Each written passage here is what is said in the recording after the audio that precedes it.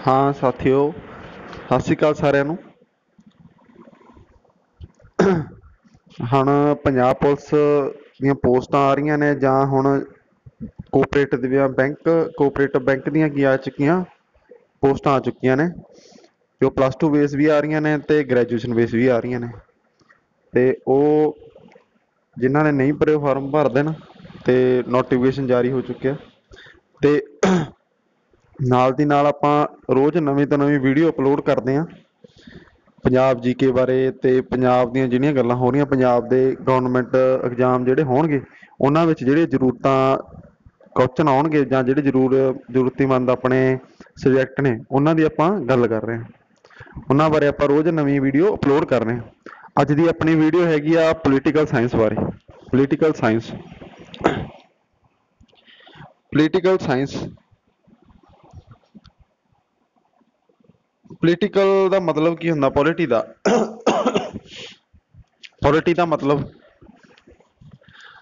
ਦਾ ਮਤਲਬ ਹੁੰਦਾ ਕੋਈ ਵੀ ਆਰਗੇਨਾਈਜੇਸ਼ਨ, ਕੋਈ ਸਟੇਟ, ਕੋਈ ਕਮਿਊਨਿਟੀ ਇਕੱਠੀ ਹੋ ਕੇ ਕੀ ਬਣਾਉਂਦੀ ਆ?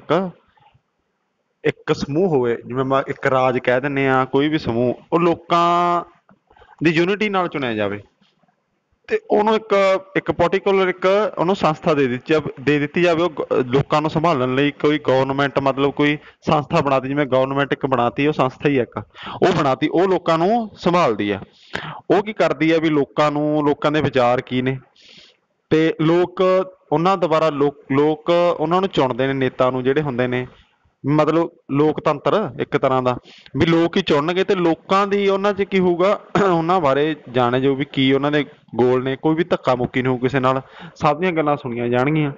ਇਹ ਹੁੰਦੀ ਆ ਪੋਲਿਟੀ 'ਚ, ਮਤਲਬ ਹਰੇਕ ਦੀ ਗੱਲ ਸੁਣੀ ਜੋ, ਸਭ ਨੂੰ ਬਰਾਬਰ ਦਾ ਅਧਿਕਾਰ। ਇੱਕ ਤਰ੍ਹਾਂ ਦੇ ਰੂਲ ਹੁੰਦੇ ਨੇ, ਵੀ ਕਿਹੜੀ ਚੀਜ਼ ਆਪਣੇ ਇੱਥੇ ਚੱਲੂਗੀ, ਕਿਹੜੀ ਨਹੀਂ ਚੱਲੂਗੀ। ਬਸ ਆਹ ਚੀਜ਼ ਹੁੰਦੀ ਆ ਪੋਲਿਟੀ 'ਚ।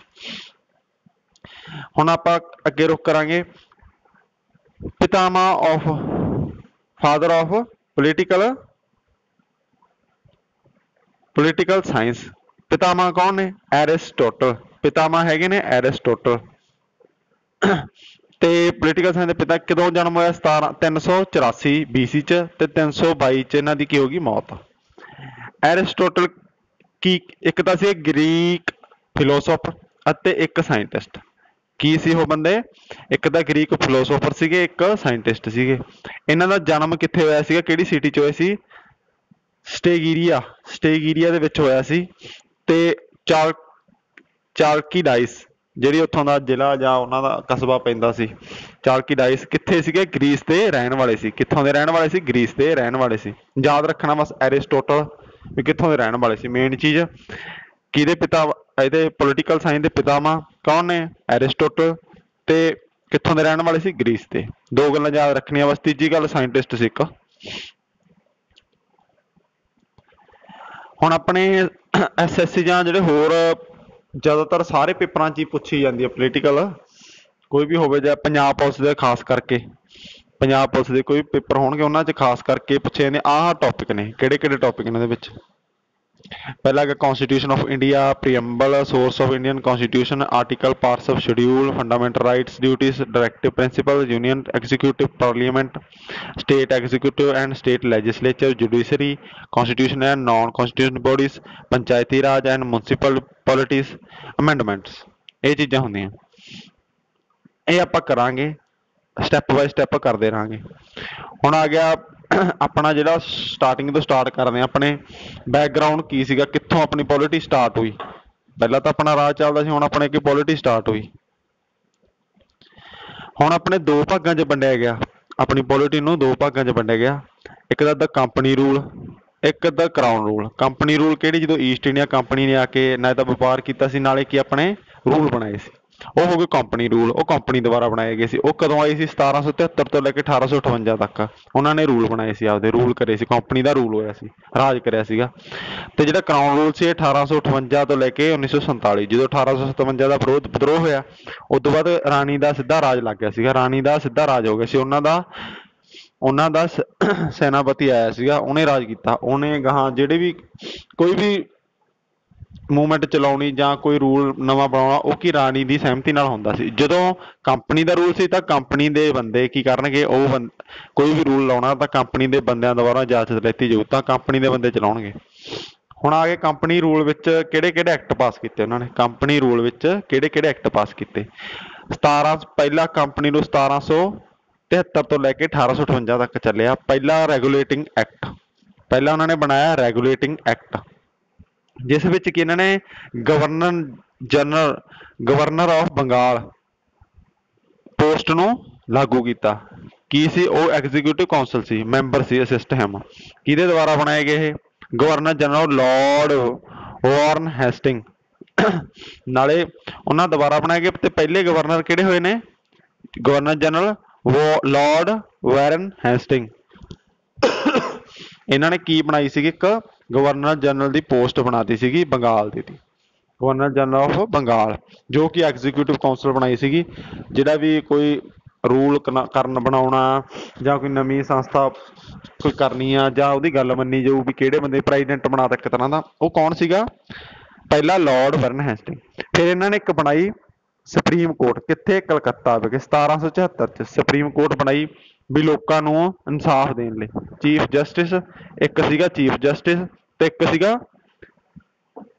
ਸੀਗਾ ਚੀਫ ਜਸਟਿਸ ਤੇ 3 ਸਹਾਇਕ ਮੈਂਬਰ ਸੀ ਉਹਦੇ, 3 ਸਹਾਇਕ। ਇੱਕ ਤਾਂ ਮੇਨ ਜੱਜ ਸੀ ਤੇ 3 ਸੀਗੇ ਉਹਦੇ ਸਹਾਇਕ ਜੱਜ। ਤੇ ਇਹਨਾਂ ਨੇ ਪੂਰੀ ਤਰ੍ਹਾਂ ਕਿਹਨੂੰ ਬੰਦ ਕੀਤਾ ਸੀਗਾ?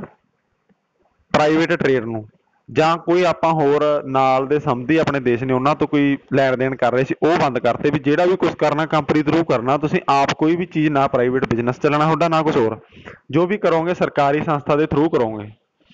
ਇਹ ਕਿਹੜੇ ਐਕਟ 'ਚ ਸੀਗਾ? ਸਾਰਾ ਰੈਗੂਲੇਟਿੰਗ ਐਕਟ 1773। ਇਹ ਸੀਗਾ ਰੈਗੂਲੇਟਿੰਗ ਐਕਟ 1773। ਅਗਲਾ ਐਕਟ, ਦੂਜੇ ਐਕਟ 'ਚ ਕੀ ਹੋਇਆ? ਉਦੋਂ ਆਪਣੇ ਜਿਹੜੇ ਬ੍ਰਿਟਿਸ਼ ਪ੍ਰਾਈਮ ਮਿਨਿਸਟਰ ਕੌਣ ਸੀਗੇ? ਵਿਲੀਅਮ ਪਿਟ ਇਨ ਯੰਗਰ। ਨਵੀਂ ਛੋਟੀ ਏਜ ਦੇ ਵਿੱਚ ਕੀ ਸੀਗੇ? ਵਿਲੀਅਮ ਪਿਟ, ਛੋਟੀ ਏਜ ਦੇ ਸੀ ਬੰਦੇ। ਵਿਲੀਅਮ ਪਿਟ ਕਿੱਥੋਂ ਪ੍ਰਾਈਮ ਮਿਨਿਸਟਰ ਸੀਗੇ? ਬ੍ਰਿਟਿਸ਼ ਦੇ। ਇਹ ਕੀ ਆਏ ਸੀ ਇੱਥੇ? ਪਿਟਸ ਇੰਡੀਆ ਐਕਟ 1784 ਚ ਲੈ ਕੇ ਆਏ ਸੀਗੇ। ਇਹ ਚ ਕੀ ਕੀਤਾ ਇਹਨਾਂ ਨੇ? ਕੋਰਟ ਆਫ ਡਾਇਰੈਕਟਰ ਦਾ ਇੱਕ ਰੋਲ ਨਿਭਾਇਆ ਇਹਨਾਂ ਨੇ। ਕਿਹਨੂੰ ਸੋਲਵ ਕਰਨ ਲਈ, ਕਿਹਨਾਂ ਨੂੰ ਸੰਭਾਲਣ ਲਈ? ਕਮਰਸ਼ੀਅਲ ਅਫੇਅਰ, ਜੋ ਵੀ ਕਮਰਸ਼ੀਅਲ ਅਫੇਅਰਸ ਹੋਣਗੇ ਉਹਨਾਂ ਨੂੰ ਸੰਭਾਲਣ ਲਈ। ਤੇ ਉਹਨੂੰ ਕੀ ਕਹਿ ਦਿੰਦੇ ਸੀ? Board of control. ਉਹਨੂੰ ਕੀ ਕਹਿ ਦਿੰਦੇ ਸੀ? Board of control. ਵੀ ਜੋ ਵੀ ਕੰਟਰੋਲ ਕਰਦਾ, ਲੈਣ ਦੇਣ, ਜੋ ਵੀ ਚੀਜ਼ਾਂ ਹੁੰਦੀਆਂ ਨੇ ਹਿਸਾਬ ਕਿਤਾਬ, ਉਹ ਕੌਣ ਕਰੂਗਾ? Board of control. ਤਾਂ ਇਹਨੇ ਇੱਕ ਹੋਰ ਕੀ ਚੀਜ਼ ਕੀਤੀ? Double government system. Double government system ਬਣਾਤਾ ਸੀ, ਮਤਲਬ ਪਾਰਲੀਮੈਂਟਾਂ ਆ ਚੁੱਕੀਆਂ ਸੀ, ਮਤਲਬ 2 ਸੰਸਥਾ ਬਣ ਗਈਆਂ। ਨਾਲੇ ਤਾਂ ਇੱਕ ਤਾਂ ਗਵਰਨਮੈਂਟ ਕੀ ਹੋਊਗੀ? ਜਿਹੜੇ ਲੋਕਾਂ ਦੁਆਰਾ ਚੁਣੇ ਜਾਣਗੇ, ਇੱਕ ਜਿਹੜੇ ਕੰਪਨੀ ਦੁਆਰਾ ਚੁਣੇ ਜਾਣਗੇ। 2 ਸਰਕਾਰਾਂ ਬਣਾਤੀਆਂ, ਇੱਕ ਤਾਂ ਆਪਣੀ ਸਰਕਾਰ ਚੱਲਦੀ ਸੀ ਇੱਧਰ, ਇੱਕ ਉਹਨਾਂ ਦੀ ਆਪਦੀ। 2 ਸਰਕਾਰਾਂ ਵਾਂਗੂ ਚੱਲਦੀਆਂ, ਇਕੱਠੇ ਮਿਲ ਕੇ ਚੱਲਦੀਆਂ ਸੀ। ਤੇ ਇਹਨੂੰ ਜਿਹੜੀ ਬ੍ਰਿਟਿਸ਼ ਪਾਰਲੀਮੈਂਟ ਬਣਾਈ ਸੀ, ਪਾਸ ਕੀਤੀ ਸੀ, ਇਹ ਅਮੈਂਡਮੈਂਟ 1781 ਦੇ ਤਹਿਤ ਬਣਾਈ ਸੀ ਇਹਨਾਂ ਨੇ। ਅਮੈਂਡਿੰਗ ਐਕਟ 1781 ਦੇ ਤਹਿਤ ਬਣਾਈ ਸੀ। ਤੇ ਆਲਸੋ ਇਹਨੂੰ ਕੀ ਕਹਿ ਦਿੰਦੇ ਆ? Act of settlement. ਅਗਲਾ ਐਕਟ ਆ ਗਿਆ chartered act 1813। Chartered act 1813। Chartered act ਦੇ ਵਿੱਚ 1813 ਦੇ ਵਿੱਚ ਕੀ ਕੀਤਾ ਇਹਨਾਂ ਨੇ? ਜਿਹੜੇ ਈਸਟ ਇੰਡੀਆ ਕੰਪਨੀ ਨੇ ਕੀ ਬਣਾਇਆ? ਇਹਨਾਂ ਨੇ ਮੋਨੋਪਲੀ ਬਣਾਈ। ਕੋਈ ਟਰੇਡ ਸਟਾਰਟ ਕੀਤਾ, ਇੱਕ ਮੋਨੋਪਲੀ ਹੁੰਦੇ ਮਤਲਬ ਸੰਧੀ ਬਣਾਈ ਕੋਈ।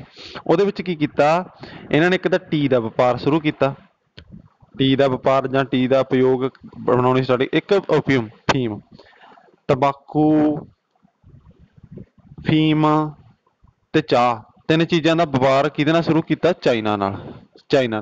ਨਾ ਤਾਂ ਖੁਦ ਚਾਈਨਾ ਨਾਲ ਪਹਿਲਾਂ ਵਪਾਰ ਕਰਦੇ ਸੀ, ਉੱਥੋਂ ਕੀ ਲਿਆਏ ਆਪਣੇ ਇੱਧਰ? ਕੀ ਲਿਆਏ? ਚਾਹ ਲਿਆਏ ਵੀ ਅਸਾਮ ਦੇ ਵਿੱਚ ਚਾਹ ਆਪਣੇ ਹੋ ਸਕਦੀ ਆ। ਪਹਿਲਾਂ ਆਪਣੇ ਚਾਹ ਨਹੀਂ ਸੀ ਹੁੰਦੀ, ਚਾਹ ਚਾਈਨਾ ਤੋਂ ਲੈ ਕੇ ਆਏ ਆ, ਉੱਥੋਂ ਲਿਆਂਦੀ ਇਹਨਾਂ ਨੇ। ਫਿਰ ਆਪਣੇ ਚਾਈਨਾ 'ਚ ਕਰ ਲੈਣਾ, ਟਰੇਡ ਚੱਲੀ ਗਿਆ, ਨਾਲੇ ਉਤਪਾਦਨ ਕਰਨ ਲੱਗ ਗਏ ਉਹਦਾ। ਤੇ ਹਰੇਕ ਐਜੂਕੇਸ਼ਨ ਲਈ 1 ਲੱਖ ਐਨੂਅਲੀ ਦੇਣ ਲੱਗ ਗਏ। ਮਤਲਬ ਕੋਈ ਵੀ ਬੰਦਾ ਜੋ ਪੜ੍ਹਦਾ ਗਾ ਉਹਨਾਂ ਨੂੰ ਉਹ ਕਰਨ ਲੱਗ ਗਏ ਰੁਪਈਏ 1 ਸਾਲ ਦੇ, ਵੀ ਉਹਨਾਂ ਨੂੰ ਤਨਖਾਹ ਹੋਣ ਲੱਗ ਗਈ। ਅਗਲਾ ਹੈਗਾ ਚਾਰਟਰਡ ਐਕਟ 1833। Chartered act 1833। ਇਹਦੇ ਵਿੱਚ ਕੀ ਹੋਊਗਾ? ਇਹਦੇ ਵਿੱਚ ਕੀ ਹੋਇਆ, ਇਹਨਾਂ ਨੇ ਜਿਹੜਾ ਸਟੈਪ ਚੱਕਿਆ, ਇਹਨਾਂ ਨੇ ਸੈਂਟਰਲਾਈਜੇਸ਼ਨ, ਬ੍ਰਿਟਿਸ਼ ਨੇ ਕੀ ਕੀਤਾ ਇੰਡੀਆ ਦੇ ਵਿੱਚ, governor general of Bengal the post ਸੀ ਉਹਨੂੰ ਕੀ ਬਣਾਤਾ ਇਹਨਾਂ ਨੇ, governor general of Bengal the post ਨੂੰ ਕੀ ਬਣਾਤਾ, ਗਵਰਨਰ ਜਨਰਲ ਆਫ ਇੰਡੀਆ। ਤੇ ਨਾਲੇ ਕੀ ਬਣਾਤੇ, ਇੱਥੇ ਮਿਲਟਰੀ ਪਾਵਰਸ ਉਹ ਕਰਤੀਆਂ ਤੇ ਸਿਵਲ ਪਾਵਰਸ ਲਾਤੀਆਂ। ਇਹ ਚ ਕੀ ਹੋਇਆ, ਜਿਹੜਾ ਪਹਿਲਾ ਆਪਣਾ law governor general of India ਕੌਣ ਸੀਗਾ, Lord William Bentinck. Lord William Bentinck ਪਹਿਲੇ ਗਵਰਨਰ ਜਨਰਲ ਆਫ ਇੰਡੀਆ ਦੇ। ਤੇ ਫਿਰ ਕੀਤਾ ਜਿਹੜਾ ਗਵਰਨਰ, ਇਹਨਾਂ ਨੇ ਕੀ ਬੰਬੇ ਤੇ ਮਦਰਾਸ ਦੇ ਵਿੱਚ ਇਹਨਾਂ ਨੇ ਦੋ ਪਾਵਰਾਂ ਵੰਡਤੀਆਂ, ਆਪਣੀ ਲੈਜਿਸਲੇਟਿਵ ਪਾਵਰਸ ਦੋ ਕਰਤੀਆਂ। ਕਿੱਥੇ, ਇੱਕ ਤਾਂ ਬੰਬੇ, ਇੱਕ ਤਾਂ ਗਵਰਨਰ ਬੰਬੇ ਦਾ, ਇੱਕ ਮਦਰਾਸ ਦਾ, ਦੋ ਛੋਟੇ ਵੀ। ਇਹਨਾਂ ਨੇ ਕੀਤਾ first time governor general government known as governor of India. ਪਹਿਲੀ ਵਾਰ ਜਿਹੜਾ ਗਵਰਨਰ ਜਨਰਲ ਸੀਗਾ ਉਹਦਾ ਨਾਂ ਕੀ ਰੱਖਿਆ, governor general of India. India ਦਾ ਬਣਾਇਆ, ਇੰਡੀਅਨ ਕਾਉਂਸਲ ਬਣਾਤੀ ਇਹਨਾਂ ਨੇ ਇੱਕ। ਤੇ ਨਾਲ ਕੀ ਹੋਇਆ, ਜਿਹੜਾ ਈਸਟ ਇੰਡੀਆ ਕੰਪਨੀ ਨਾਲ ਆਪਣਾ ਕਮਰਸ਼ੀਅਲ ਬੋਡੀ ਸੀਗਾ ਜਾਂ ਕੋਈ ਵਪਾਰ ਚੱਲਦੇ ਸੀ ਉਹ ਕੀ ਹੋ ਕੇ ਬੰਦ ਆ। ਜਿਵੇਂ ਆਪਣੇ ਮੋਨੋਪਲੀ ਚੱਲਦੀ ਸੀਗੀ ਟ੍ਰੇਡ ਦੀ ਵਿਦਨ ਚਾਈਨਾ ਤੇ ਹੋਰ ਚੀਜ਼ਾਂ ਚੱਲ ਰਹੀਆਂ ਸੀ ਉਹਨਾਂ ਨਾਲ, ਚਾਈਨਾ ਨਾਲ ਵਪਾਰ 'ਚ, ਉਹ ਸਾਰੇ ਕੀ ਹੋ ਗਏ, ਬੰਦ ਹੋ ਗਏ, ਉਹ ਸਾਰੇ ਬੰਦ ਹੋ ਗਏ। ਇਹ ਸੀ ਚਾਰਟਰਡ ਐਕਟ 1833। 1833 ਐਕਟ ਅੱਗੇ ਵੀ ਆ। ਹੁਣ ਹੋਰ ਕੀ ਕੀਤਾ ਇਹਨਾਂ ਨੇ, ਹੋਰ ਕੀਤਾ ਜਿਹੜੇ ਕੋਰਟ ਡਾਇਰੈਕਟਰ ਸੀ ਉਹਨਾਂ ਨੂੰ ਕੀ ਸਹੂਲਤਾਂ ਦੇਤੀਆਂ। ਕੰਪਨੀ ਜਿਹੜੇ ਹੋ ਗਈਆਂ ਉਹਨਾਂ ਨੇ ਅਪੁਆਇੰਟਮੈਂਟਾਂ ਉਹਨਾਂ ਨਾਲ ਮਿਲਣ ਲੱਗ ਗਈਆਂ ਵੀ ਉਹਨਾਂ ਨੂੰ ਕੋਈ ਜਿਹੜੀ ਉਹਨਾਂ ਨੂੰ ਕੀ ਪਾਵਰ ਦਾ ਹੋਲਡ ਦੇਤੀ ਵੀ ਤੁਸੀਂ ਪਾਵਰ ਨਾਲ ਹੈਗੀ ਹੈ ਤੁਹਾਡੇ ਕੋਲ, ਵੀ ਤੁਸੀਂ ਵੀ ਕੋਈ ਵੀ ਚੀਜ਼ ਕਰਨੀ ਹੈ ਤਾਂ ਕਰ ਸਕਦੇ ਹੋ।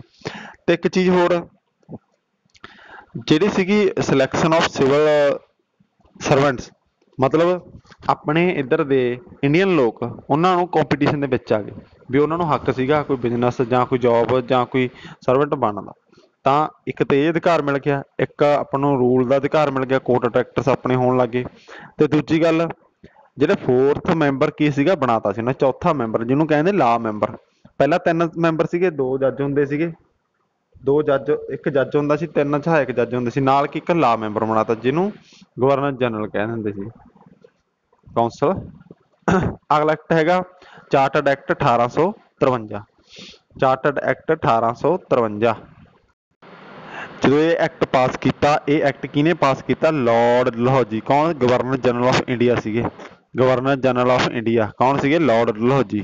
ਇਹਨਾਂ ਨੇ ਇਹ ਐਕਟ ਪਾਸ ਕੀਤਾ ਚਾਰਟਰਡ ਐਕਟ 1853। ਇਹਦੇ ਵਿੱਚ ਕੀ ਕੀਤਾ ਇਹਨਾਂ ਨੇ, ਓਪਨ ਪੂਰਾ ਖੋਲਤਾ ਕੰਪੀਟੀਸ਼ਨ ਵੀ ਸਾਰੇ ਹੱਕ ਸਾਰਿਆਂ ਨੂੰ ਕੀ ਹੈ ਕੰਪੀਟੀਸ਼ਨ ਕਰਨ ਦਾ, ਵੀ ਮਤਲਬ ਕੋਈ ਵੀ ਰਿਕਰੂਟਮੈਂਟ ਆ ਜਾਂ ਕਿਸੇ ਨੇ ਲੱਗਣਾ ਗਾ ਜੋਬ ਲਈ ਤਾਂ ਉਹ ਇੱਕ ਕੰਪੀਟੀਸ਼ਨ ਕਰ ਸਕਦਾ, ਆਪਣੇ ਇੰਡੀਅਨ ਵੀ ਤੇ ਬ੍ਰਿਟਿਸ਼ ਵੀ, ਦੋਨਾਂ ਨੂੰ ਅਧਿਕਾਰ ਦੇਤਾ। ਬ੍ਰਿਟਿਸ਼ ਨੂੰ ਤਾਂ ਹੈਗੀ ਸੀ, ਆਪਣੇ ਇੰਡੀਅਨਸ ਵੀ ਦੇਤਾ। ਤੇ ਕੀ ਕਰਤਾ, ਓਪਨ ਚੈਲੰਜ ਕਰਤਾ, ਜਿਹੜਾ ਵੀ ਮੈਰਿਟ ਦੇ ਵਿੱਚ ਆਊਗਾ ਉਹਨੂੰ ਕੀ ਕਰਾਂਗੇ ਅਸੀਂ ਸਿਲੈਕਟ ਕਰਾਂਗੇ। ਤਾਂ ਆਪਣੇ ਕੀ ਹੋ ਗਿਆ, ਜਿਹੜੇ ਸਿਵਲ ਸਰਵਿਸਿਜ਼ ਸੀ ਉਹਨਾਂ ਵਿੱਚ ਆਪਣੇ ਇੰਡੀਅਨ ਨੂੰ ਉਹਨਾਂ ਦਾ ਜਨਮ ਹੋ ਗਿਆ, ਇੱਕ ਤਰ੍ਹਾਂ ਦਾ ਜਨਮ ਹੋ ਗਿਆ ਵੀ ਨਵੀਆਂ ਆਪਣੇ ਨੂੰ ਪੋਸਟਾਂ ਨਿਕਲੀਆਂ, ਆਪਣੇ ਇੰਡੀਆ ਦੇ ਲੋਕਾਂ ਨੂੰ ਵੀ ਹੁਣ ਜੋਬ ਤੇ ਰੱਖਣ ਲੱਗ ਗਏ। ਤੇ ਦੂਜਾ ਇੱਕ ਇੱਕ ਇਹਨਾਂ ਨੇ ਇੱਕ ਹੋਰ ਕਮੇਟੀ ਬਣਾਈ ਸੀ, ਮੈਕਲੋਏ ਕਮੇਟੀ।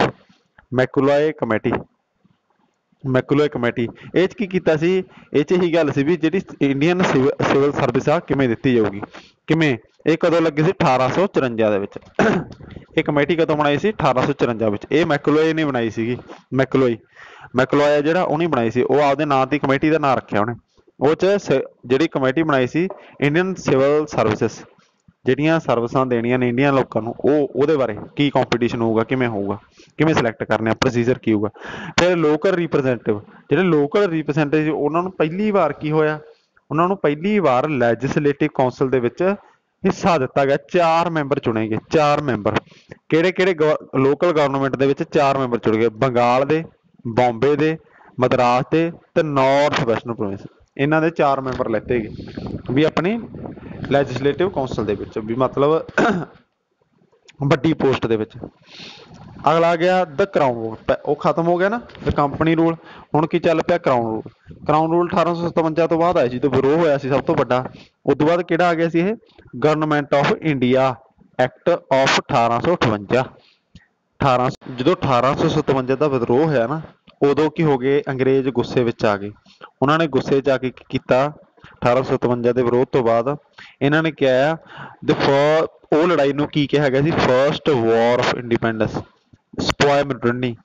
ਇਹ ਕਿਹਾ ਗਿਆ ਵੀ ਉਦੋਂ ਆਪਾਂ ਨੂੰ ਪੂਰਾ ਵੀ ਆਜ਼ਾਦੀ ਦੀ ਲੜਾਈ, ਸਭ ਲੋਕ ਇਕਜੁੱਟ ਹੋ ਗਏ ਨੇ ਕਿਹਦੇ ਲਈ, ਆਜ਼ਾਦੀ ਲਈ।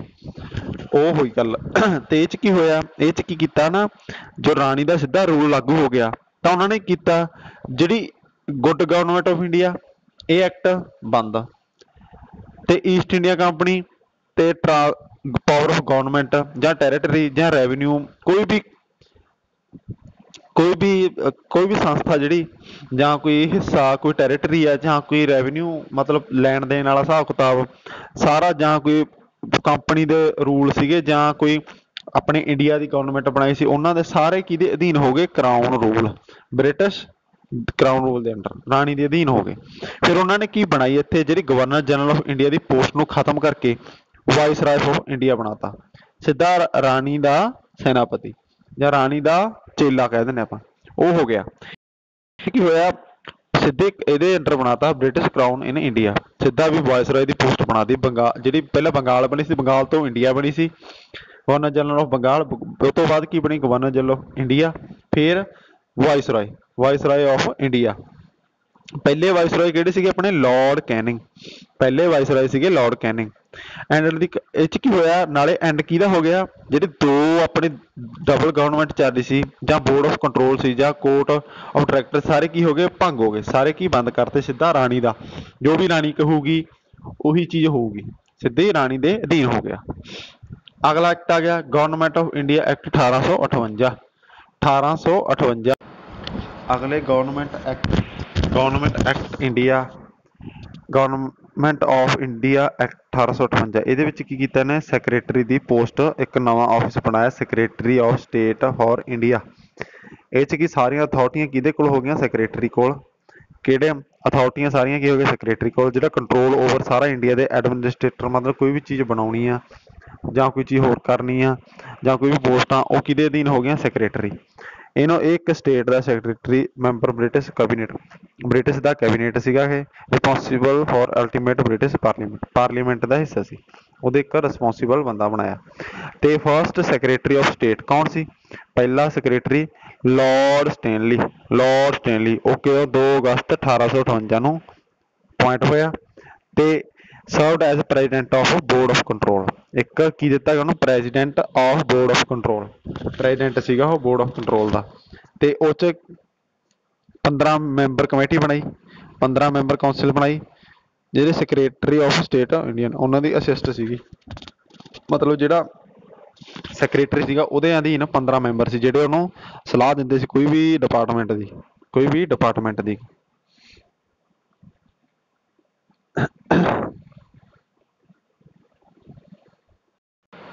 ਅਗਲਾ ਕਰਾਊਨ ਰੂਲ ਹੈਗਾ ਇੰਡੀਅਨ ਕੌਂਸਲ ਐਕਟ 1861।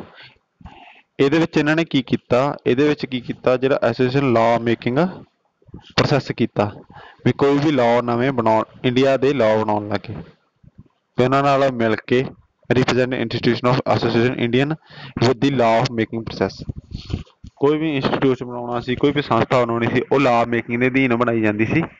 ਤੇ ਇਹ 'ਚ ਕੀ ਕੀਤਾ ਇਹਨਾਂ ਨੇ, ਜਿਹੜੇ ਵਾਇਸਰਾਏ ਸੀਗੇ ਉਹਨਾਂ ਨੇ ਕੀਤਾ, ਲਾਰਡ ਕੈਨਿੰਗ ਨੇ 1862 ਦੇ ਵਿੱਚ ਪਹਿਲੀ ਵਾਰ ਇੰਡੀਆ ਨੂੰ, ਪਹਿਲਾਂ ਨਾਨ ਆਫੀਸ਼ੀਅਲ ਮੈਂਬਰ ਸੀਗੇ ਇੰਡੀਆ ਦੇ, ਫਿਰ ਕਿਹੜੇ ਬੰਦੇ ਚੁਣੇ ਉਹਨਾਂ ਚੋਂ, ਹੁਣ ਲੈਜਿਸਲੇਟਿਵ ਕੌਂਸਲ ਦੇ ਮੈਂਬਰ ਚੁਣੇ ਇੰਡੀਆ ਦੇ 3, ਕਿਹੜੇ 3, ਦਾ ਰਾਜਾ ਆਫ ਬਨਾਰਸ ਦਾ, ਤੇ ਮਹਾਰਾਜਾ ਪਟਿਆਲੇ ਦਾ, ਤੇ sir ਦਿਨਾਰ Rao.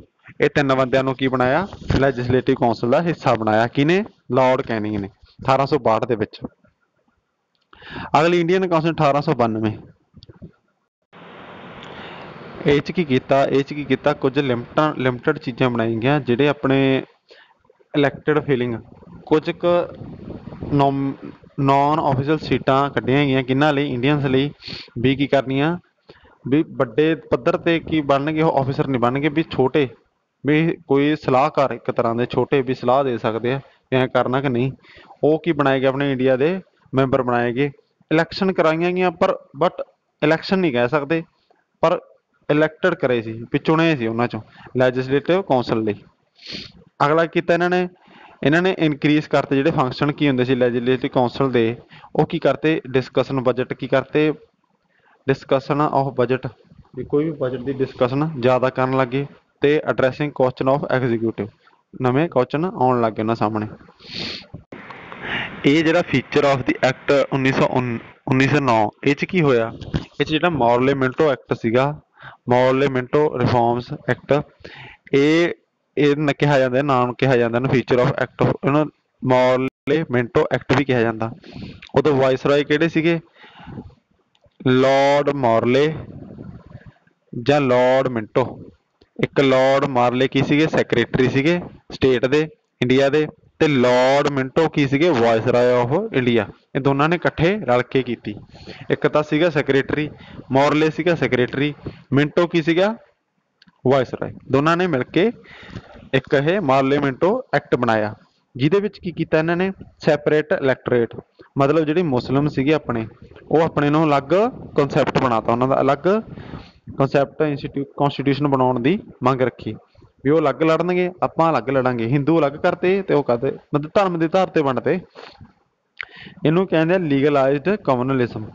We Lord Minto came known as father of communalism electorate, ਮਤਲਬ ਜਾਤ ਕਿਹਦੇ ਆਧਾਰ ਤੇ? ਕਾਸਟ ਦੇ ਆਧਾਰ, ਧਰਮ ਦੇ ਆਧਾਰ ਤੇ ਕੀ ਹੋਣਗੀਆਂ? ਵੋਟਾਂ ਪੈਣਗੀਆਂ। ਇਹਨਾਂ ਦੇ ਫਾਦਰ ਕੌਣ ਹੈ? Communal electorate. ਇਹਦੇ ਫਾਦਰ ਕੌਣ ਨੇ? ਲਾਰਡ ਮਿੰਟੋ। ਉਹਨਾਂ ਨੂੰ ਕਿਉਂ ਫਾਦਰ ਕਿਹਾ ਜਾਂਦਾ ਇਹਦੇ? ਅਗਲਾ ਇਹਨਾਂ ਨੇ ਸਤਿੰਦਰ ਆਪਣਾ, ਇਹਨਾਂ ਨੇ ਸਾਈਜ਼ ਕੀ ਲੈਜਿਸਲੇਟਿਵ ਕੌਂਸਲ ਦਾ ਕਿ 16 ਤੋਂ 60 ਕਰਤਾ, 16 ਤੋਂ 60 ਕਰਤਾ। ਇੰਡੀਆ ਦੇ ਮੈਂਬਰ ਵੀ ਜ਼ਿਆਦਾ ਹੋਣਗੇ ਵਿੱਚ।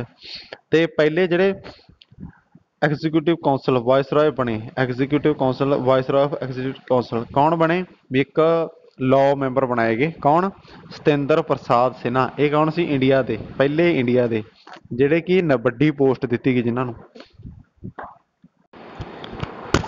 ਇਹ ਐਕਟ ਦੇ ਵਿੱਚ ਕੀ ਹੋਇਆ? Government of India act 1919, government act, government of India act 1919। ਇਹਦੇ ਵਿੱਚ ਕੀ ਹੋਇਆ? ਇਹਨਾਂ ਨੇ ਕੀਤਾ ਜਿਹੜਾ ਐਕਟ 1919 ਚ ਆਉਣਾ ਸੀ, ਬਟ ਕੁਝ ਗੱਲਾਂ ਹੋਣ ਕਰਕੇ ਇਹ ਕਦੋਂ ਆਇਆ? 1921 ਦੇ ਵਿੱਚ ਆਇਆ। ਇਹ ਕੀ ਕੀਤਾ? ਇਹਨੂੰ ਕੀ ਕਹਿੰਦੇ ਆ? ਮੌਂਟਗਿਊ ਚੈਮਸਫੋਰਡ ਰਿਫਾਰਮਸ। ਮੌਂਟਗਿਊ ਚੈਮਸਫੋਰਡ ਰਿਫਾਰਮਸ ਵੀ ਕਹਿ ਦਿੰਦੇ ਆ ਗਵਰਨਮੈਂਟ ਆਫ ਇੰਡੀਆ ਐਕਟ 1919 ਨੂੰ। ਇਹਦਾ ਨਾਮ ਕੀ? ਇੱਕ ਆਹ ਤੇ ਦੂਜਾ ਇਹ ਮੌਂਟਗਿਊ ਕੀ ਸੀਗਾ? Montagu secretary of state India ਦਾ ਸੈਕਟਰੀ ਸੀ। ਇੱਕ ਕੀ ਆ? ਲਾਰਡ ਚੈਮਸਫੋਰਡ ਕੀ ਸੀ? ਉਦੋਂ ਵਾਇਸਰਾਏ ਸੀਗਾ ਆਪਣੇ। ਦੋ ਬੰਦੇ ਸੀ, ਮੌਂਟਗਿਊ ਤੇ ਚੈਮਸਫੋਰਡ। ਮੌਂਟਗਿਊ ਸੈਕਟਰੀ ਤੇ ਲਾਰਡ ਚੈਮਸਫੋਰਡ ਕੀ ਸੀਗੇ? ਵਾਇਸਰਾਏ। ਇਹਨਾਂ ਨੇ ਕੀਤਾ ਜਿਹੜਾ ਸੈਂਟਰਲ ਕੰਟਰੋਲ ਸੀਗਾ ਉਹਨੂੰ ਕੀ ਕੀਤਾ? ਕਹਿੰਦਾ ਡੀਮਾਰਕੇਟਿੰਗ ਅਤੇ separating centre and provisional project. ਇਹਨਾਂ ਦੋ ਭਾਗਾਂ ਵਿੱਚ ਵੰਡਦਾ ਕੋਈ ਵੀ ਕਾਰਜਕਾਲ, ਉਹ ਦੋ ਭਾਗਾਂ ਵਿੱਚ ਵੰਡਦਾ ਵੀ ਕਿਵੇਂ ਆਪਾਂ ਰਿਲੈਕਸ ਰਹਿ ਸਕਦੇ। ਇਹਦੇ ਵਿੱਚ ਕੀ ਹੋਇਆ? ਦੋ ਭਾਗਾਂ ਵਿੱਚ ਕੀ ਵੰਡਤੀਆਂ ਆਪਣੀਆਂ ਸਬਜੈਕਟ ਪ੍ਰੋਵਿੰਸ਼ਲੀ, ਜਿਹੜੇ ਫਿਊਚਰ ਸੀਗਾ ਆਪਣਾ ਦੋ ਭਾਗਾਂ 'ਚ ਵੰਡਤਾ। ਇਹਨਾਂ ਨੇ ਕੀਤਾ ਇੱਕ ਤਾਂ ਟਰਾਂਸਫਰਡ, ਇੱਕ ਰਿਜ਼ਰਵਡ। ਦੋ ਚੀਜ਼ਾਂ ਕਰਤੀਆਂ, ਮਤਲਬ ਜਿਹੜੇ ਗਵਰਨਰ ਨੇ ਜਾਂ ਮਿਨਿਸਟਰ ਨੇ ਉਹਨਾਂ ਨੂੰ ਕੀ ਅਲੱਗ ਅਲੱਗ ਲੈਜਿਸਲੇਟਿਵ ਕੌਂਸਲ ਦੇ ਵਿੱਚ ਹਿੱਸਾ ਦੇਤਾ। ਇਹ 'ਚ ਕੀ ਕੀਤਾ ਇਹਨਾਂ ਨੇ? ਇੱਕ ਸਿਸਟਮ ਲਿਆਇਆ ਡਿਆਰਚੀ। ਡਿਆਰਚੀ ਡਿਆਰਚੀ ਸਿਸਟਮ 'ਚ ਕੀ ਹੁੰਦਾ ਗਾ ਵੀ ਦੋ ਰੂਲ ਹੋਣਗੇ, ਦੋ ਆਪਣੇ ਦੋ ਪੱਖ ਰੱਖੇ ਜਾਣਗੇ, ਮਤਲਬ ਦੋ ਸੰਸਥਾ ਬਣਾਤੀਆਂ ਜਿਹੜੀਆਂ ਪਾਰਲੀਮੈਂਟ ਨੂੰ, ਜਿਹਨੂੰ ਕੀ ਕਹਿੰਦੇ ਆ? ਬਿਕਮੈਰਲਿਜ਼ਮ। ਬਿਕਮੈਰਲਿਜ਼ਮ ਕਹਿ ਦਿੰਦੇ ਆ। ਜਿਹੜੇ ਇਲੈਕਸ਼ਨ ਕੀ ਹੋਣਗੇ? ਡਾਇਰੈਕਟ ਇਲੈਕਸ਼ਨ ਕੰਟਰੀ ਦੋ ਕਰਤੀਆਂ ਇਹਨਾਂ ਨੇ। ਕਹਿਤੀਆਂ ਜਿਹੜੀਆਂ ਇਲੈਕਸ਼ਨਾਂ ਹੋਣਗੀਆਂ, ਪਹਿਲਾਂ ਤਾਂ ਡਾਇਰੈਕਟ ਇਲੈਕਸ਼ਨ ਹੋਣਗੀਆਂ, ਮਤਲਬ ਸਿੱਧੇ ਕੀ ਹੋ MP MLA ਚੁਣੇ ਜਾਣਗੇ। ਫਿਰ ਕੀ ਹੋ? ਉਹ ਤੋਂ ਬਾਅਦ ਜਦੋਂ ਗਾਹਾਂ ਕੋਈ ਬੰਦਾ ਐਡਮਿਨਿਸਟ੍ਰੇਟਿਵ ਚੁਣਨਾ, ਗਵਰਨਰ ਚੁਣਨਾ, ਰਾਸ਼ਟਰਪਤੀ ਚੁਣਨਾ, ਤਾਂ ਉਹ ਕਿਵੇਂ ਚੁਣਾਂਗੇ? ਜਿਹੜਾ ਅੱਪਰ ਹਾਊਸ ਹੋਊਗਾ ਤੇ ਲੋਅਰ ਹਾਊਸ ਹੋਊਗਾ, ਉਹਨਾਂ ਦੇ ਜਿਹੜੇ MP ਹੋਣਗੇ ਉਹ ਆਪਦੀ ਮੈਜੋਰਟੀ ਨਾਲ ਮੈਂਬਰ ਕੀ ਚੁਣਨਗੇ? ਹਾਊਸ ਵਰ ਚੂਜ਼ਨ ਡਾਇਰੈਕਟ ਇਲੈਕਸ਼ਨ। ਉਹ ਕੀ ਹੋਊਗੀ? Direct election. ਮਤਲਬ ਕਿਹਦੀ ਮੈਜੋਰਟੀ ਵੱਧ ਹੋਊਗੀ ਉਹ ਕੀ ਬਣੂਗਾ? ਆਪਣਾ ਲੈਜਿਸਲੇਟਿਵ ਕੌਂਸਲ ਬਣੂਗਾ। ਗਵਰਨਰ ਆਫ ਇੰਡੀਆ ਐਕਟ 1919 ਇਹਦੇ ਵਿੱਚ ਕੀ ਹੈ? 6 ਮੈਂਬਰ। ਪਹਿਲਾਂ required to 3 of the 6 member of the Viceroy Executive Council other name Commander of in Chief were to India। ਇਹਨਾਂ ਨੇ ਕੀਤਾ 3 ਮੈਂਬਰ ਰਿਕੁਆਇਰਡ ਪੱਕੇ ਕਰਤੇ ਜਿਹੜੇ ਵਾਇਸਰਾਏ ਕਾਉਂਸਲ ਦੇ ਹਿੱਸਾ ਹੋਣਗੇ। ਕਿਹੜੇ? ਆਪਣੇ ਇੰਡੀਆ ਦੇ ਕਮਾਂਡਰ ਹੋਣਗੇ, ਚੀਫ ਕਮਾਂਡਰ ਹੋਣਗੇ, ਕੋਈ ਵੀ ਹੋਊਗਾ। ਉਹ ਕੌਣ ਬਣਨਗੇ? ਇੰਡੀਆ ਦੇ ਹੋਣਗੇ। ਇੱਕ ਤਾਂ ਇਹ ਹਿੱਸਾ ਹੋਣਗੇ। ਇੱਕ ਦੂਜੀ ਗੱਲ, ਕਿਹੜੇ ਬੰਦੇ ਵੋਟਾਂ ਪਾ ਸਕਦੇ ਆ? ਤੇ ਵੋਟਾਂ ਵੀ ਅਲੱਗ-ਅਲੱਗ ਕਿੱਤਿਆਂ ਦੇ ਹਿਸਾਬ ਨਾਲ। ਜਿਹੜੇ ਸਿੱਖ ਆ ਉਹ ਆਪਦੇ ਅਲੱਗ ਪਾਉਣਗੇ, ਇੰਡੀਅਨ ਕ੍ਰਿਸਚਨ ਅਲੱਗ ਪਾਉਣਗੇ, ਹਿੰਦੂ ਅਲੱਗ ਪਾਉਣਗੇ, ਐਂਗਲੋ ਇੰਡੀਅਨਸ ਅਲੱਗ ਤੇ ਯੂਰੋਪੀਅਨਸ ਅਲੱਗ, ਸਾਰੇ ਅਲੱਗ-ਅਲੱਗ ਸੈਪਰੇਟ ਇਲੈਕਟੋਰੇਟ ਹੋਣਗੇ। ਤੇ ਦੂਜਾ ਕੀ ਗਰੰਟੀ ਰੱਖੀ ਇਹਨਾਂ ਨੇ, ਗਰੰਟਡ ਫਰੈਂਚਾਈਜ਼ਿਸ। ਕਿਹੜੀ ਕੀ ਚੀਜ਼ ਗਰੰਟਡ ਕੀਤੀ ਇਹਨਾਂ ਨੇ, ਜਿਹੜਾ ਵੀ ਕੋਈ ਫਰੈਂਚਾਈਜ਼ੀ ਕੀਤੀ, ਇੱਕ ਤਾਂ ਪ੍ਰਾਪਰਟੀਆਂ, ਪ੍ਰਾਪਰਟੀ ਦੇ ਬੇਸ ਤੇ, ਇੱਕ ਟੈਕਸ ਦੇ ਬੇਸ ਤੇ, ਇੱਕ ਐਜੂਕੇਸ਼ਨ ਦੇ ਬੇਸ ਤੇ ਕੀ ਹੋਣਗੇ ਲੋਕ ਵੋਟਾਂ 'ਚ ਹਿੱਸਾ ਲੈਣ ਜਾਂ ਕੋਈ ਵੀ ਇਲੈਕਟੋਰੇਟ ਹੋਊਗਾ। ਤੇ ਦੂਜੀ ਕੀ ਕੀਤੀ ਨੇ, ਪਬਲਿਕ ਸਰਵਿਸ ਕਮਿਸ਼ਨ ਬਣਾਤੀ, ਜਿਸ ਕੀ ਲੋਕਾਂ ਨੂੰ ਕੀ ਕਰੀ ਜਾਊਗੀ, ਰਿਕਰੂਟਮੈਂਟਾਂ ਵੀ ਕੀ ਦਿੱਤੀਆਂ ਜਾਣਗੀਆਂ, ਉਹਨਾਂ ਨੂੰ ਜੋਬਾਂ ਦਿੱਤੀਆਂ ਜਾਣਗੀਆਂ। ਪਬਲਿਕ ਸਰਵਿਸ ਬਣਾਤੀ 1926 ਦੇ ਵਿੱਚ ਬਣਾਈ ਹੈ। ਫਿਰ ਕੀ, ਇੱਕ ਬਜਟ ਪ੍ਰੋਵਿੰਸ਼ਲੀ ਫਸਟ ਟਾਈਮ ਕਿਹੜਾ ਆਪਣਾ ਬਜਟ ਪੇਸ਼ ਕਰਨ ਦੀ ਕੀ ਦਿੱਤੀ ਇਹਨਾਂ ਨੂੰ ਇਜਾਜ਼ਤ ਦਿੱਤੀ ਗਈ, ਅਲੱਗ-ਅਲੱਗ ਬਜਟ ਆਪਦਾ ਤੁਸੀਂ ਪੇਸ਼ ਕਰੋਗੇ।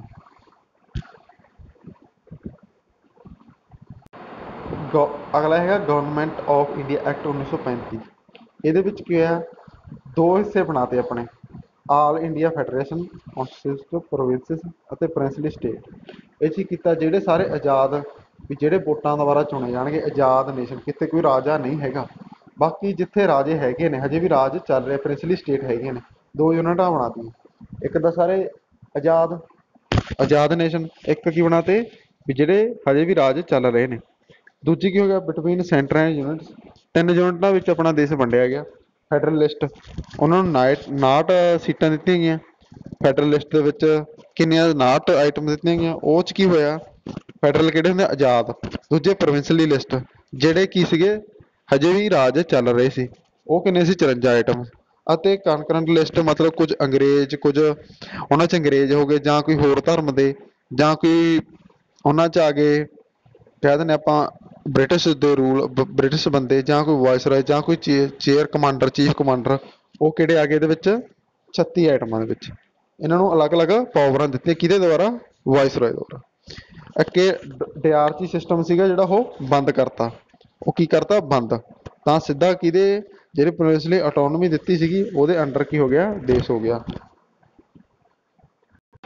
ਇਹ 'ਚ ਕੀ ਹੋਇਆ, ਜਦੋਂ ਡਿਆਰਚੀ ਸਿਸਟਮ ਬੰਦ ਕਰਤਾ, ਉਹ 'ਚ ਕੀ ਹੋਇਆ, ਉਸ ਤੋਂ ਬਾਅਦ ਕੀ ਹੋ ਗਿਆ, ਜਿਹੜੇ ਫਰੈਂਚਾਈਜ਼ ਸੀ ਉਹ ਸਟੈਂਡ ਹੋ ਗਈਆਂ। ਕੀ ਹੋ ਗਿਆ, 10% ਕੀ ਲੋਕ ਵੋਟਾਂ ਪਾ ਸਕਦੇ ਆ, 10% ਲੋਕ, ਟੋਟਲ ਪੋਪੂਲੇਸ਼ਨ 10% ਲੋਕ ਹੀ ਵੋਟ ਕਰਨਗੇ, ਵੋਟਿੰਗ ਰਾਈਟ ਉਹਨਾਂ ਨੂੰ ਦਿੱਤਾ ਗਿਆ 10% ਲੋਕਾਂ ਨੂੰ। ਤੇ ਬਾਅਦ ਇੱਕ ਐਸਟੈਬਲਿਸ਼ ਫੈਡਰਲ ਕੋਰਟ, ਇੱਕ ਆਪਣਾ ਕੋਰਟ ਬਣਾਇਆ ਗਿਆ, ਜਿਹੜਾ ਕਿੰਨਾ ਬਣਾਇਆ ਸੀ, 1937 ਦੇ ਵਿੱਚ, 1937 ਵਿੱਚ। ਅੱਜ ਦੀ ਵੀਡੀਓ 'ਚ ਆਪਾਂ ਇਨੈਕਟ ਕਰ ਲਏ ਕਰਾਊਨ ਰੂਲ ਤੇ ਬ੍ਰਿਟਿਸ਼ ਰੂਲ, ਤੇ ਆਪਾਂ ਕੀ ਕਰ ਲਏ, ਇਹਦੇ ਵਿੱਚ ਕੀ ਕੀ ਗੱਲਾਂ ਹੋਈਆਂ।